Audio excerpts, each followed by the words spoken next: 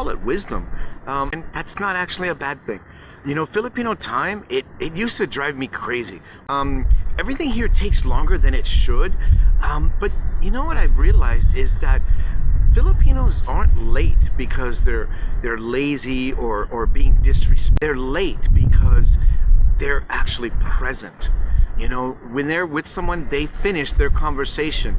They finish the conversation with the person that they're already with before rushing to, their next thing or their next appointment. They prioritize the moment that they're actually in over the schedule that they made before.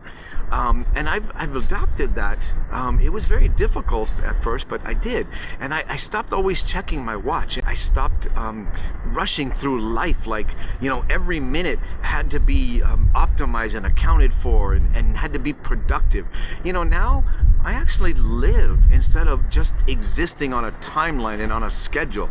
I sit with my coffee in the morning instead of gulping it down before I have to rush for work. Spend my time on my balcony just enjoying the view of the city and the nice cool breeze like I have here.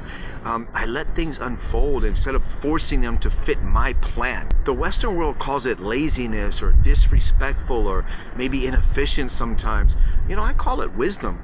I call it having peace, because what's the point of being on time if you're always stressed and if you're disconnected from other people and you're missing out on your own life. Filipino time taught me to actually be present in the moment and to relax and take the time to enjoy the little things in life instead of just rushing and stressing and about worrying about every little detail.